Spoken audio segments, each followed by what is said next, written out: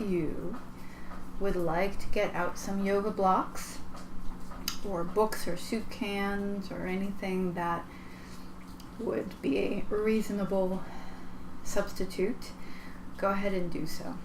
Otherwise, place yourself close to a wall. That will probably be just fine. So we'll start seated. Cross-legged is not my favorite way to start a class, so I'm going to kneel. And if kneeling is a problem for you, you can pause the video and grab a pillow, a bolster, or rolled up blanket and take it behind your knees so you don't have to have this huge flexion in the knees so much. Otherwise, you can just sit on blocks or an object to begin the class. So, with that being said, if you've paused the video and come back, or if you keep listening, then we're going to start now. So, just find yourself in a position that feels comfortable. We are going to go from seated to lying down. So if you want to start in lying down, you can wait for us there. And if you want to close the eyes, that's fine. Lately, I've been doing this sort of quarter close where I'm able to peek through little slits in my eyes. And all you're going to do is just start to be more conscious of how you're breathing without actually controlling it. So you're just checking things out, seeing if the quality of the breath is fairly deep, meaning that it creates a lot of shape changes in your body, and you can feel the belly kind of move out a little bit. The belly itself doesn't, of course, fill up. It's just a matter of the abdominal pressure changing. Or maybe you don't feel the belly move at all and it's all in the chest and the shoulders. Maybe your shoulders are hiked up for no particular reason that you can discern and you can allow them to drop. We're going to do some breathing exercises with those shoulders. So when you inhale, shrug the shoulders up as high as is comfortable. And then when you exhale, drop them simultaneously. And then inhale. Exhale, drop. You can continue this, inhaling through the nose if possible, exhaling out the nose or mouth.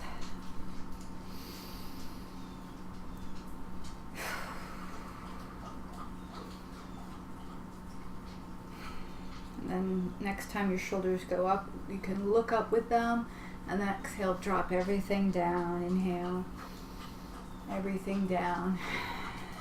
One more time. And then just roll the shoulders a little bit. Take your fingertips to the tops of your shoulders. Make little triangles here. And we'll go back and forth. You don't have to crank yourself too far. Just a little bit will do just fine. And you can breathe from left to right. So just pick one direction as the inhale, one direction as the exhale.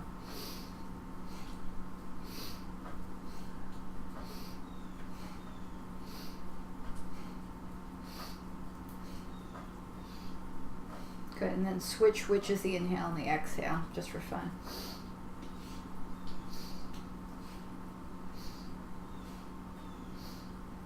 And then trying to keep the arms fairly still for your next few rotations here, and then we're going to start pulling the wings in. So if you're going to one direction, that opposite arm comes in. So if you're going to the left, your right arm comes in, and so on and so forth. If your arms get tired and you're okay with that, just keep going. If your arms are getting tired or something in the shoulder doesn't feel good, then drop the arms and just move the limbs. In fact, I'm going to go there right now, just letting the limbs move. If your arms are long enough, like mine are, your fingers might drag on the floor. And that's good for now. Okay, so then we'll come to our back. If you have a block or any type of solid object around, you may want to grab it. We're going to come to constructive rest, simply lying on your back with your legs bent, feet flat on the floor. Hip width is arbitrary. You're welcome to take them wider. I usually do. Take the block in between the thighs, and we'll just take a few breathing movements here. So I'm going to interlace the fingers kind of where my solar plexus is. You're welcome to join. And we'll do some pelvic rocking. So as you inhale, the lumbar tends to arc up, and as you exhale, everything tends to come flat. So when you inhale, the pelvis rotates forward, and then when you exhale, it rotates back or to a neutral position. Now you do not have to make your body move deliberately. You can start just by breathing and seeing what naturally happens in the body when you inhale and exhale. And it might be a very small movement. In fact, it usually is when you're not trying to enact a particular direction in your hips or your shoulders. And then if you want to create more of an inhale, arc the spine, shoulder blades don't really come in or out. And then exhale, the belly drops, the back of the ribs drop. Now your choice, you can come with me if you like. Continue this, and then on the exhale, let the back go flat. You don't have to press it down so much. And then squeeze the block. And then inhale, release, and just let the body naturally inhale, do its thing. Exhale, let the back go flat, squeeze the block. If you would like to engage a little more when you exhale, feel the deepest part of the spine, the front of the spine, the muscles there, and do the tiniest bit of engagement. You might even feel like some muscles of the pelvic floor get involved, but you don't have to squeeze hard. We're just talking about subtle movements, and just find those muscles that are way deep back there. If you think about how easy it is to touch somebody's spine from the back, and how the pelvis is more prominent in the back, the upper part in particular, and it's pretty hard and bony back there until you get to the glutes, right? So that means that the muscles in the front are pretty deep, whatever's attached to the front of your spine, and that's what you're going to do. I should have put my phone on airplane mode. I'm not in this room, but apparently it's here, and you're going to hear all of my alerts. Okay, so after a few rounds of that, you can rest or you can exhale. Engage as many muscles as you can in the littlest amount of effort possible, and lift the feet like a centimeter off the floor. And then inhale, feet down, breathe, just relax. And then exhale, find that littlest bit of engagement in the most amount of places, and then lift the feet like a centimeter. You're going to repeat that, squeezing the block or whatever object you have. And try to lift your feet evenly. So a lot of times I'll see people dorsiflex their foot. They're trying so hard to lift the foot itself. All you're really doing is engaging in these deep areas, so the knees technically get closer to the ceiling. The feet just sort of lift as a passive movement. And then you're going to maybe see if you can lift your feet so little that you still feel a little bit of the contact of skin to mat. And then we'll hold here, trying to keep the low spine just neutral, not super pressed back and not arched up at all either. And you're going to have to breathe a little bit more shallowly here to keep the engagement going in the deeper parts of the low spine. And then when you're ready, you can bring the knees in, stretch the legs, and just do whatever feels good and groovy to your body. There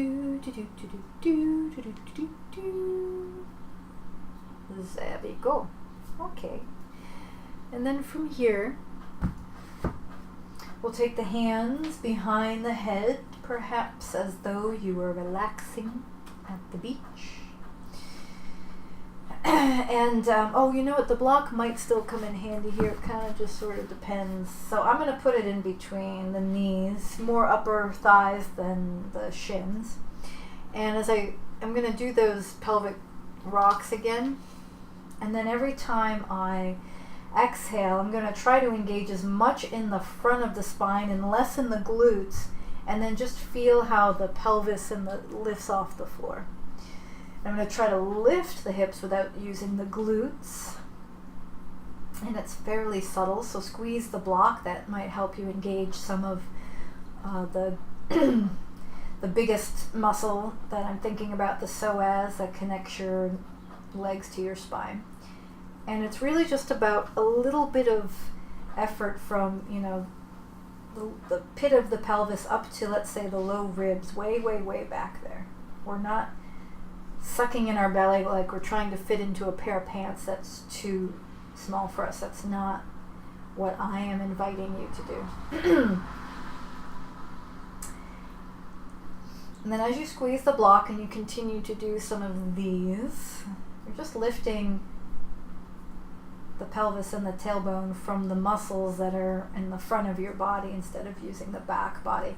If you find that your upper arms or shoulders tend to come off the floor, mine do a little bit too, that's fine, as long as you're not actively lifting them and you're not tensing up in your shoulders. So think about those little breathing exercises we did at the beginning where we scrunch the shoulders and drop them. So just keep them fairly relaxed. We'll do about 3 more of these. And then one thing I like to do is when I'm at the end of something like this, where I can do a lot of repetitions and there's not a lot of strain, I'll hold and I'll breathe a little bit more into the chest, less into the belly. And then it can come down. And then I'm going to ask you to come down, keeping the belly engaged until the feet are hovering off the floor again. And then I'm going to move the feet a little bit off to the right and to the left, still hovering, of course. And then I'll take the feet down and drop the block. Take the legs to Supta Baddha Konasana, but I'm going to squeeze the block with my feet as I do it. So if you don't have a block, squeeze the object or just press your feet together.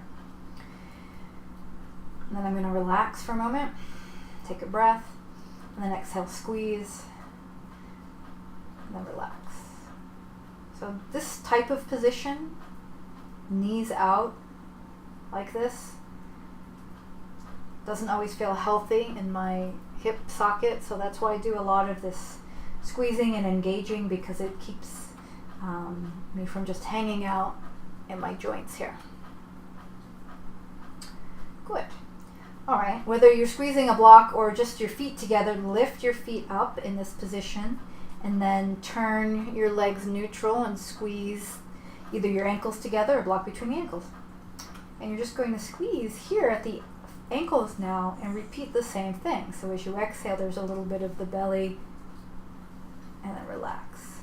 So from the lowest part of the front spine that you can possibly activate, just think about the muscles hugging upward and sort of lengthening your spine up. If you would like to engage the upper body, you can, but I always make sure that I have the lower body and the middle body engaged before I start lifting anything up above the shoulders.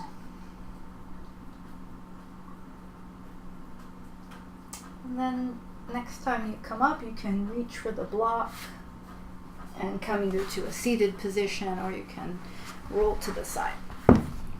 So we'll come to tabletop position, and from here we're going to consider the angle in your arms.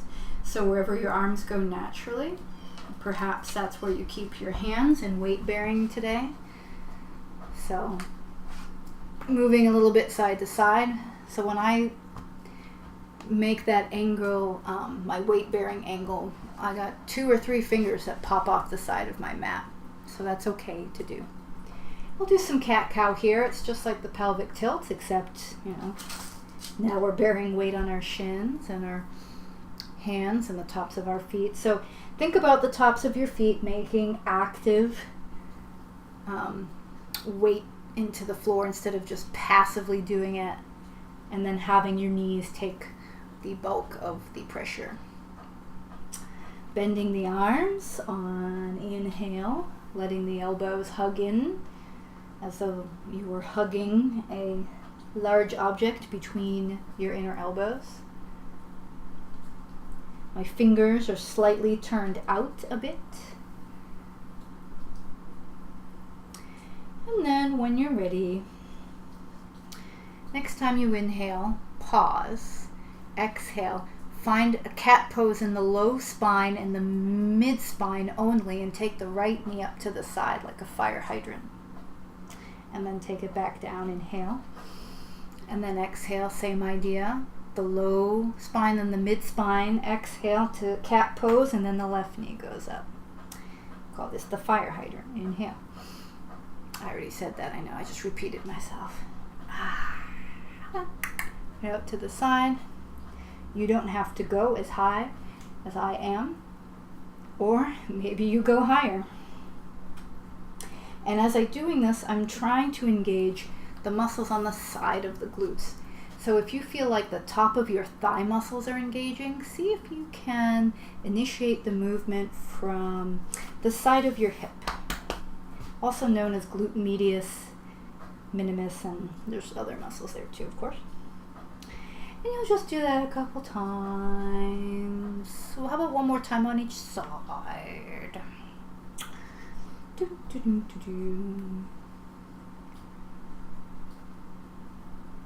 Okay, so if you need a break, go ahead and take that break.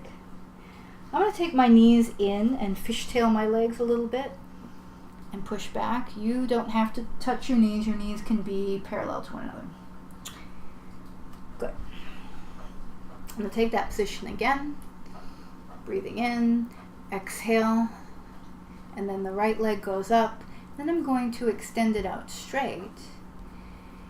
And then you can either keep your hips over your knees or take, in this case, the left hip back towards the heel and have a nice stretch either way. And I'm pressing the right heel into the floor deliberately so the back of my left knee doesn't hyperextend. Make sure you're breathing into your belly. If your hips are up high, you might want to have, because you're going to have more weight in your hands and thus your shoulders are going to be taking more the brunt of it, you might want to bend your arms a little bit more. Okay, on an exhale, we'll lift the belly and come forward. Taking a breath here, another exhale in.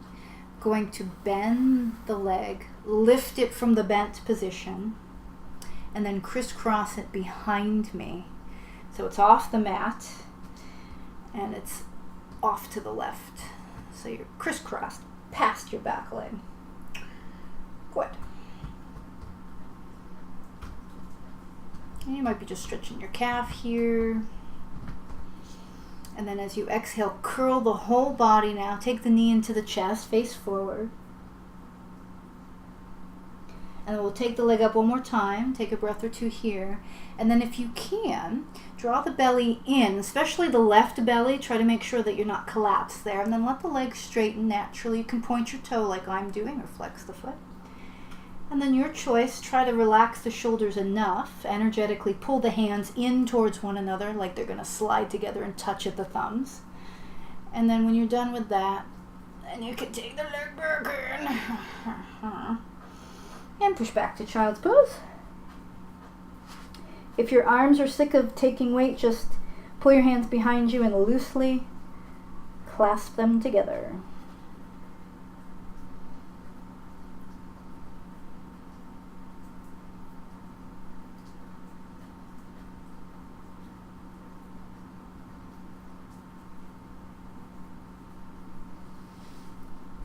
Okay, we'll take the hands out and we'll do side two. So breathing in and then exhale. Take the mid and low belly up, left leg out to the side, extend it out, take the leg on the floor, and then the right hip goes back towards right heel or stays on top. And if you can actively press the left heel into the floor, especially if you're very bendy, this will prevent you from hyperextending.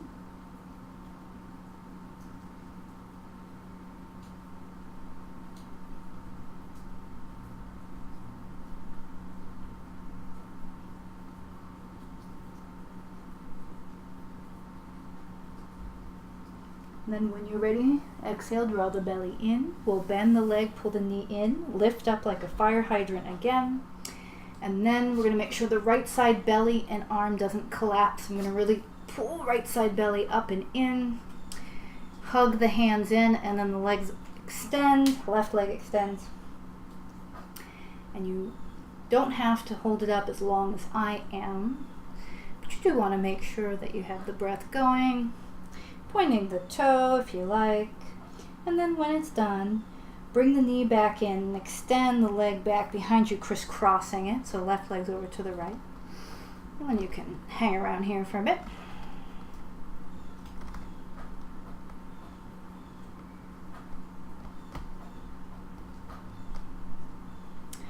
When you're ready, draw the belly in, hug the whole body in, face forward, knee up to the chest.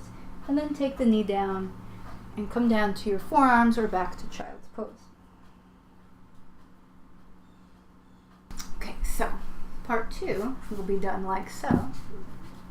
I'm going to come to a version of side plank. I'm on my left side, so feel free to follow me. Having your hands on a higher object will take some weight off the shoulders. We'll put a little bit more weight into your legs. So you want to press the top of your foot actively into the floor. Okay? And then from here, I'm going to take the hand, and it's like we're stringing a bow. Breathe in, and then as you exhale, start to take the ceiling. Take the ceiling. You can't really take the ceiling. If you did, you might have structural problems in your house. So you're going to take your elbow to the ceiling, and then you can reach as far back or up as you want.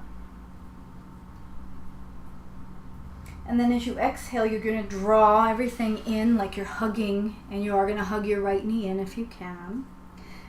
Make sure the the top of your left foot is not hovering off the floor. Breathing, and then as you exhale, keep the belly lifted, but then extend your limbs. Now you're supported with the belly lifted. You can hover your back foot or just stay there. Breathing, and then exhale, pull it in. Take a breath when you get there. Exhale, belly in, limbs out. Breathing at your destination, and then exhale. Pull in one more time. And then after you breathe one more time, take the leg forward. A block or two might accompany you. And we'll just lunge off the mat. Lunge. And then come back. So you're just going to warm up here. And then when and if you feel like you've got the balance to do so, come upright. Take your left hand back to the block, or perhaps there's a desire for a bit of a challenge. Pull the belly in, try to hover the right foot, or you can take the right knee up and then extend the leg out and then put your hand down. I already put my hand down. And then just enjoy a nice static position here. It could even be with your leg forward if you want.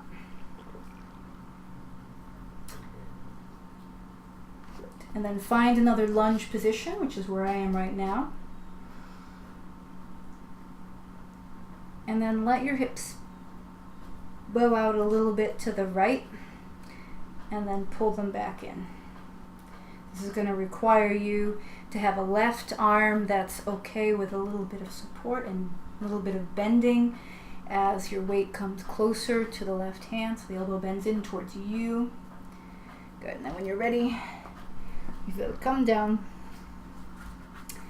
and you will take a symmetrical position. I'm going to offer that you take down dog. I have my block there for a reason, you might see in a bit. And my hands are as wide as they need to be because of the way my arms angle from the elbow to the wrist, as I showed you earlier. I'll come down and we'll do side 2. So, Now you'll get to see the other side, which I find to be very helpful.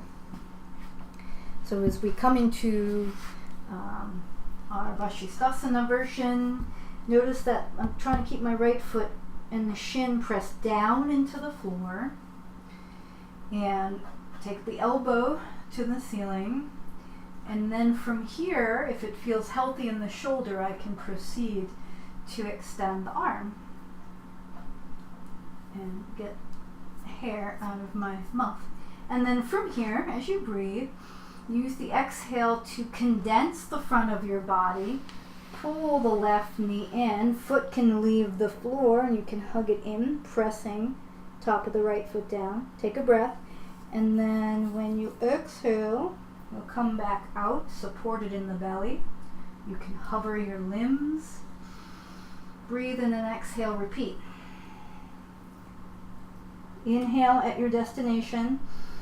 Exhale when you move out. And then next time you come in, you can take your leg forward, accompanied by a block, and then lunging and coming back. And lunging and coming back, etc. I'm stepping on my own hair. It's one of those hazards if your hair is long. And then if you decide to come up to an upright kneeling lunge, as you exhale, you could pull the belly in again, almost like a cat pose. You could hover the left leg. Extend the leg before your hand comes down, if that fits your body today. And then enjoy a still static position.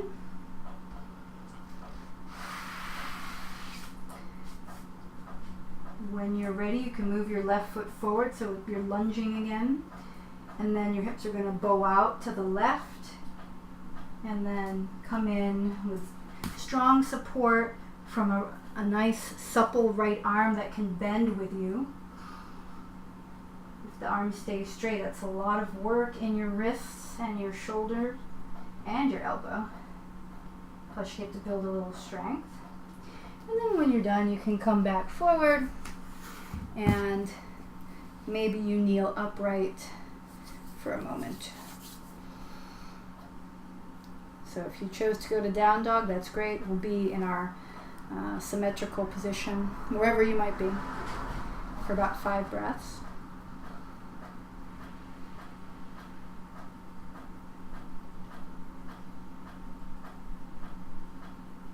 So from down dog, I'm going to take the feet wide.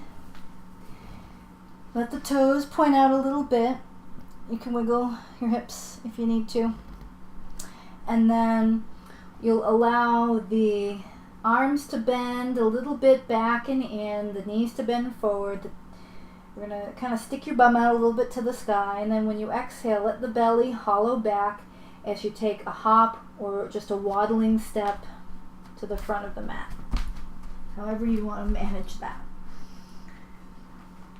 And then from here, we're going to ragdoll, so knees bend as much as they can. Let the hips be very flexed. Make sure you feel supported either with your hands on blocks or on your own feet or the floor, and just wave a little bit side to side. So feel free to allow your arms to dangle. I'll show you what I like to do. And just invite your inner amoeba and your flagellum to just sort of wiggle waggle all over the place. Hark back to that time when you were living one of your initial conscious existences as an amoeba. Maybe, I don't know. Okay, so from here, if we have a little turnout of the toes, feet a bit wider than your hips, and then as you inhale, let the tailbone reach back and the heart reach forward. Then exhale, lift the belly first, and then press into the floor. Get straighter in your spine gradually, and then come to stand. Hello. It's nice to meet you. little tippy toe action, and then a little seated action. So we go from a little tippy toe to a little wide-legged chair. And a little wide-legged chair. Okay. So now we're going to come to chair, and as you exhale, you're going to slide your left foot in and pull your left knee up into your chest. And just balance a little bit. Make sure that your right hip is not like pulled back and tucked under. You want to have that semblance of chair pose still lingering in your right hip. And then step your left foot back as far to the left side of the mat as you can, so you got super wide stance going. And then either rest on your front leg or put your left hand on the block or floor. And then from here, we're going to do a little alternating bend and straight. So front leg bends, back leg straight, back leg bends, front leg straight. You guys get it. I still got the support of the block. Now we're going to take a brief twist just to get into a different plane of music. But instead of twisting from one area, we're going to conjure our inner spiral. So do your best impression of the rotini. And as you twist open to the right, let your toes, knees, hips, chest, shoulders move along for that ride. You can breathe when you get as far as you want to here, and then as you exhale, come back down, fold forward, and reach your right hand towards your left knee or shin. You don't have to touch, just towards. Take a breath. Good. Next time you inhale, let's become the macaroni. Inhale. See how the left arm is bending a little bit? The shoulder even goes forward because the right shoulder is going back. I'm imitating the spiral rather than a twist. And then reach back for your left foot. Do that a couple of times, and then if you feel like this is way too much weight on your hands, or your legs are getting tired, take your back knee down as I am doing, and just let the back shin move. Just repeat this a few times. Don't worry about the angles of your toes and your heels and your feet. Just move naturally and you'll get exactly in the place you need to be, as long as you don't think too hard. Okie dokie. So now we're going to take this nice wide lunge. Let your arms dangle. You can take your hands, stack them on your thigh, and then as you exhale, roll the belly back and then start to become upright very slowly. And then suddenly we're in a lunge position. And then I don't force the back leg straight in a lunge. I haven't done that in a while, and it has saved my hip joint very nicely. So just a thought. And I'll just stand here for a bit. And then the whole time I'm scissoring the legs in. So it's like I have a block in between my legs. I'm scissoring them in to hug the block that's not really there. And I'm supporting my belly a little bit, just a little. But the whole time my inner thighs are just super active. I'll raise the right arm, or the left arm, raise your left arm. And then from here, taking the left hand down is an option. I'm just gonna brush my fingertips, take the weight into the front foot, lift the low belly and the back leg for Warrior 3. Make sure the belly is supporting you on both sides, you're not collapsing. And then from here, going to take the left knee into my chest, sit down into the right leg, like you're sitting in a chair. And then I'm going to step to the side and just pause there for a moment, and I'll get ready for side 2. So whatever feels good, whatever you have to do.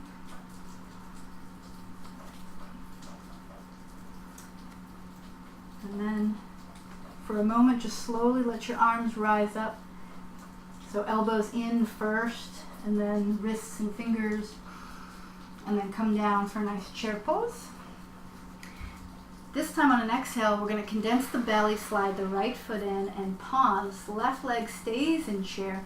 Right knee is tucked up into the chest. Take your foot down anytime the balance feels precarious.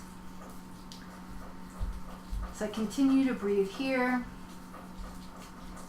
I eventually start to take the right leg back over to the right side of the mat. My right hand comes down, and then we alternate bent and straight. So if your feet don't want to go as far apart as mine, then don't do that. Make sure you're more using my visuals as a sketch and not as a finished product. It's never a finished product, except for my body. That's the only body this would ever be able to teach visually. Everything else is based on your individual needs and joint structure and collagen and blah blah blah, nerdy stuff. Okay, so we're going to take the spiral to the left. So the stringing of the bow, allowing the feet, knees, hips, shoulders, everything to move. The right arm is strong, not locked. This would be a locked arm. That's not really strong. It feels strong at first, but then my joints, the wrist gets a lot of work, the elbow gets a lot of work, so a little bend. And then from here, we'll face forward again. Left hand reaches towards right shin, and then inhale. Take the spiral. You guys know the right knee can come down, and then it's your shin, ankle, and foot that swivels around in space a lot, because you'll be pivoting on your knee rather than the balls of your foot.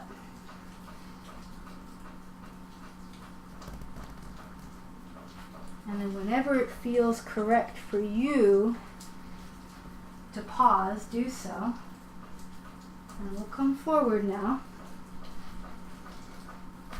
finding a normal lunge.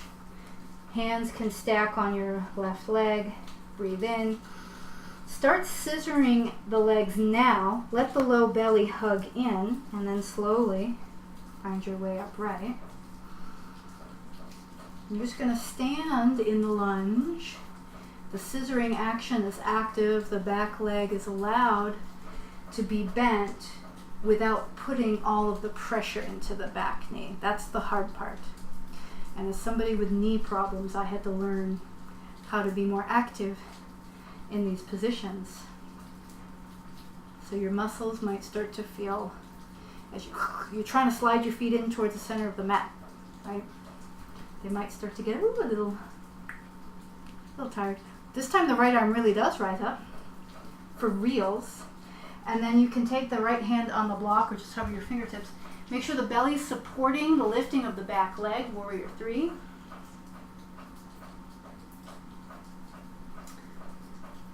Taking the right knee in towards the chest, sitting down in your left leg, so take your bum back, your left bum cheek anyway, and then the right foot comes down. And if you want a little extra, you can stay in chair, go up to Tadasana, stand up tall, and then as you exhale, lift of the heels, drop of the heels. Exhale, lift of the heels, drop of the heels. You can do that a few times, knowing that your hips can go up and down as you go, or the hips don't move. And it's essentially a heck of a lot more work for most people if the hips stay in one spot. When you're ready, relax, take it down, step back into down dog. Perhaps you find a slow descent from your knees. My fingers are pointing out a bit. This helps my elbows come in. My belly is drawn in. I come down very slow and I relax. Okay, so now part 4, also the last part, that will be strenuous in any way. So coming back to your dog, down dog.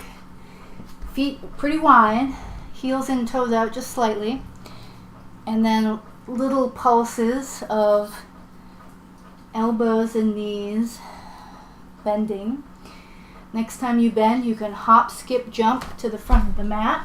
Keep your feet fairly wide, a little wider than your hips, and then have both blocks under your hands. So let your knees bend. Even more importantly, let your hips flex and bend a little more if you need to. I'm going to do this on the left side first because the left side usually gets done second. And I think it's just a travesty. That's a little dramatic. Not really a travesty. But we're going to do left side first. Especially because I think you'll see better. So from here, we're going to do a supported chair, meaning my left hand is supporting me. As you exhale, well, first sit in the chair, and then as you exhale, draw the right foot in and hug the right knee into the chest. Now from here, we're going to hark back to that fire hydrant that we did earlier. But this leg hasn't straightened, my left leg hasn't straightened. Nothing is straight except really kind of my left arm, and even that has a little buoyancy. So if you're here and you feel fairly secure, draw your belly in just a tad, like you're doing that little baby cat pose. And then, as soon as you feel steady enough, then extend your right leg towards the back of your mat. And then from here, if your left leg wants to straighten a little more, it can. And then depending on your strength level, if you kind of press into your left heel into the floor a little more and lift the left belly just a little, you could come off your left hand. Maybe. It's a thought. I'm just thinking out loud here. And then with most of your weight in your front heel, if you bend into the knee and hip and step way back, you can turn your left toes in a little bit and you find yourself in a symmetrical position, often known as goddess or horse pose. Traditional martial arts horse has your toes facing forward, so feel free to do that. And then from here, a little straight and a little bending. And then similar to what we did in the beginning of class, I'm going to take the blocks with me. So this is very important. If you need to create a Stonehenge, then you need to create a Stonehenge. Do it. I've had to do it before during injury times. You're going to come over to the right leg, place your right seat on your Stonehenge, and then pause there. If this is safe, or you know that it's safe, this knee can bend, these hips and inner thighs will allow, you can either take your blocks down incrementally, or you can use no blocks at all. And just so we're clear, if you have knees that bend backwards, a solid pressing of the heel into the floor will help protect those overly stretchy ligaments back there, and then you can reach forward as we did earlier. Now if you want to repeat the pose we did earlier, you can just take your knee down and your shin down.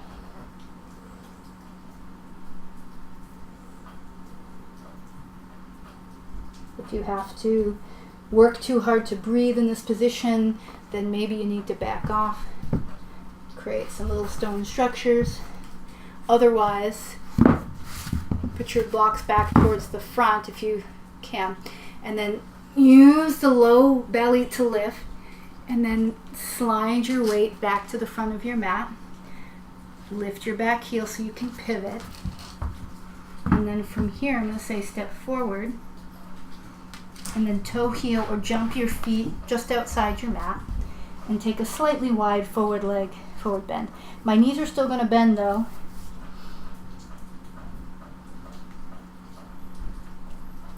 And then from here, you can take your hands back on your blocks and either jump or toe heel your feet back in, so they're still a little wide, but not super wide. Okay, side two. So find your chair pose. Your right leg's going to be the balancer, so your left foot's going to slide in, knee comes up towards the chest. Be good so far. Weight primarily on the right hand, and you lift the left knee up for fire hydrant. Meanwhile, this right leg is still kind of like chair pose. And I'm going to find my balance, which is easier on my right side. So if your right side is shakier, then you should certainly take much more time. Maybe you don't even take the next step. It's okay. Otherwise, I'm going to support myself in my low belly just a little, and then take the left leg, extend it towards the back of the mat. I still feel like my right heel is pressing both down and towards the back of the mat. I'm pretending that I can do that. It's activating my hammies, so they're helping support me. And then I can take weight off the right arm, perhaps. And then whatever you're doing with your arms, you could take them to your hips as you start to bend into the front hip and knee, taking the left toes back, and then lifting the front foot, and then finding your horse stance again. So this time you know we're coming into the left side. So find a structure.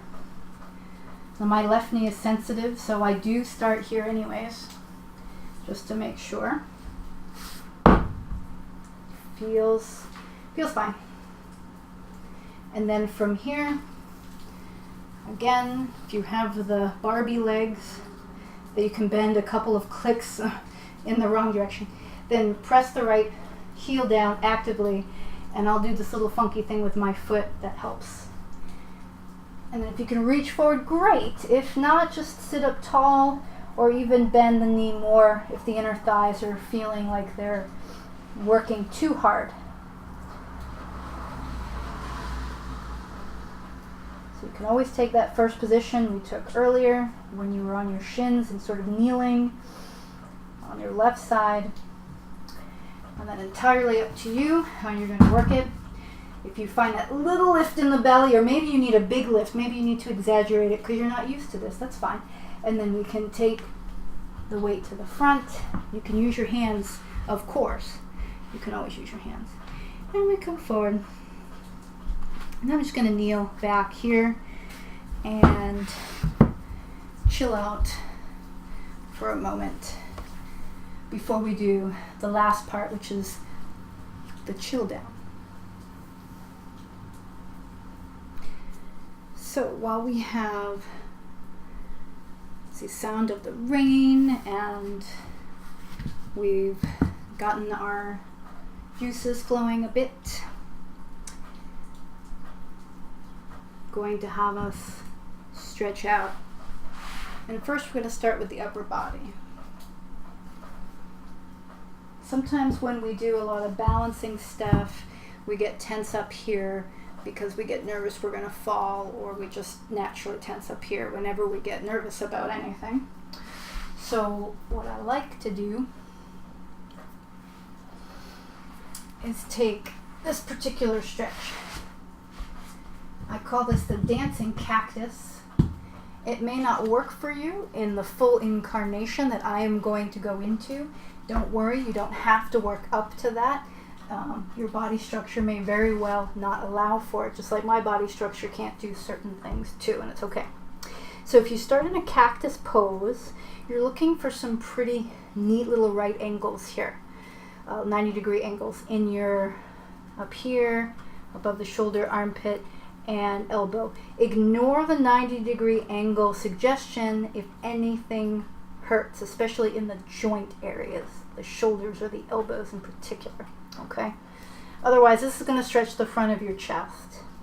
So I'll show you from this angle. I'm going to do the left side first again. My right hand is coming close to my chest. In fact, it's touching my chest.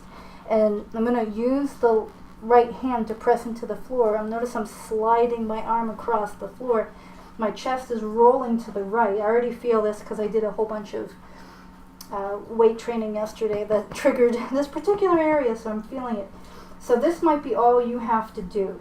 I'm still trying to maintain these neat little 90-degree angles.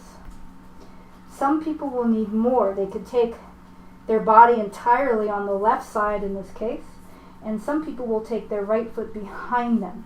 Now make sure that the low back isn't taking the brunt of it, and find the little cat pose in the right abdomen. And then of course, you've got to breathe once you're there. If it's too hard to breathe, or you're trembling, or you're still sweating when you're stretching, you need to back it off, man. That's your nervous system telling you that you're going too far. Listen to it. And for me, like I said today, I don't need to go very far. My muscles are already very responsive to this.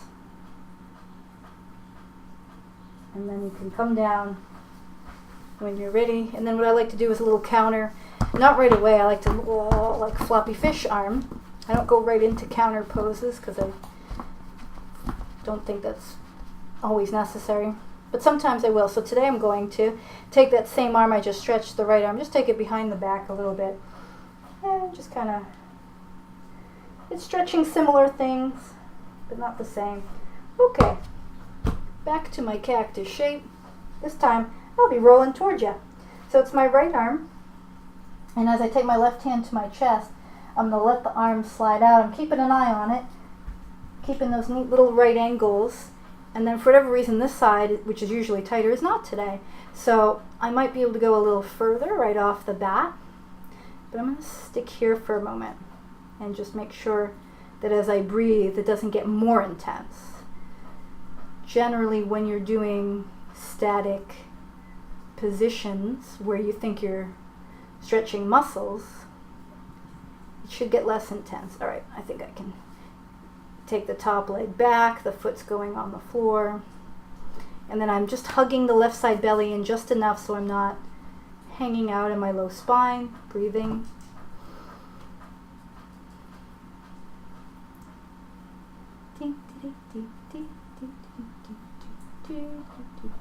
Okay, that's good. It's good for me. You can stay longer, of course. You're at home. You have a video. You have lots of control. Okay, my right arm's flopping, invisible to you. And then I'm taking it behind the back and just doing some stuff. Just moving it around. Okay, dokie. I'm going to prop myself up on my forearms. And I'm going to let my elbows go in front of my shoulders because that requires less bend in my low spine, which for me is a very good thing.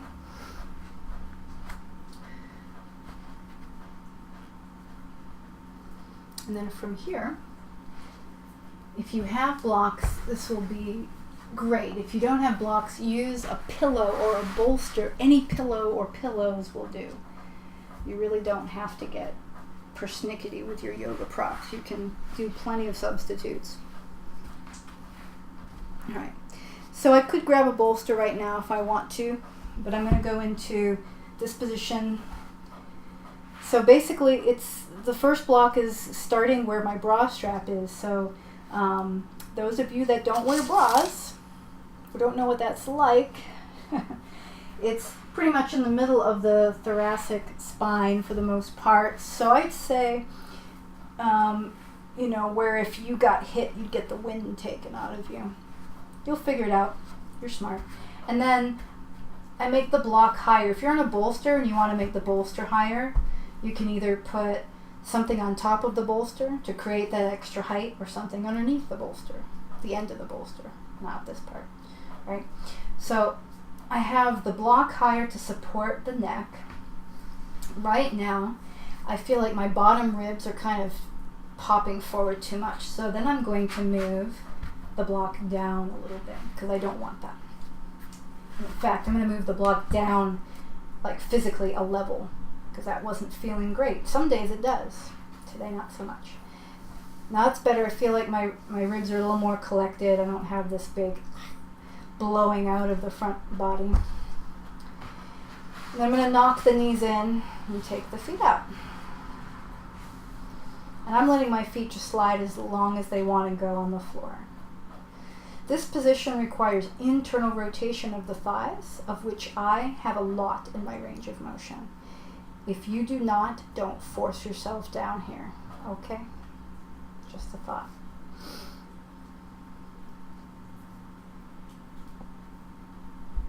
And you can take the hands either behind the bolster. Some bolsters have a strap you can hook your thumbs in or your pillow. You can grab the fabric. I'm just interlacing the fingers, and they're lightly supported by the block.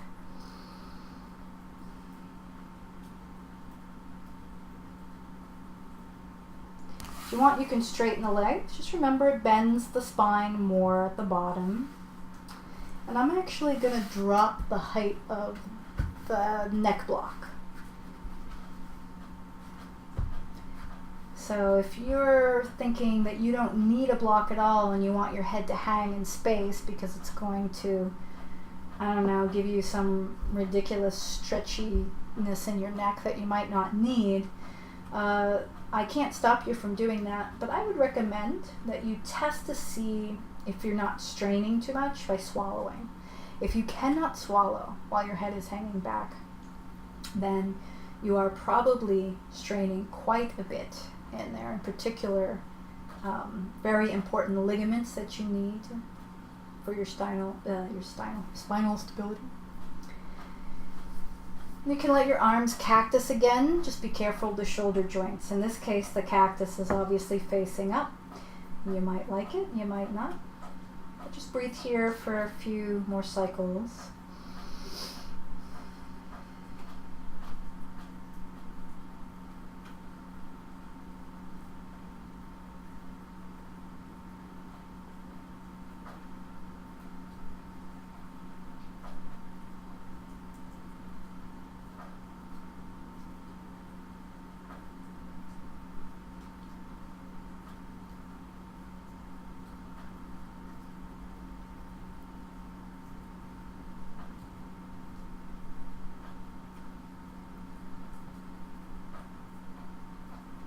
Alright, fantastic. So we'll bring the feet in first. I like to let the head roll over onto my bicep. It's just going to go plop right into my arm. Pressing up, head hanging down, taking out the blocks. And then from here you may enjoy some windshield wipering of the legs, very appropriate on this rainy Monday. And pausing in a position might be good. My feet are very wide for this particular twist. The wider the legs, the more it's in your, the hips and the abdomen, and less up the back. And then I'll go to the other side.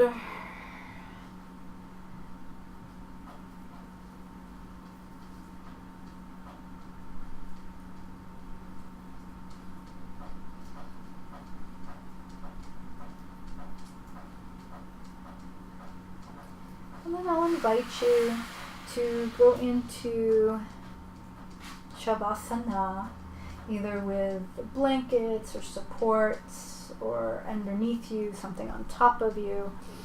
And if you think you don't have time for savasana, I guarantee you have 2 minutes. And even better if you got some nice music to play with you.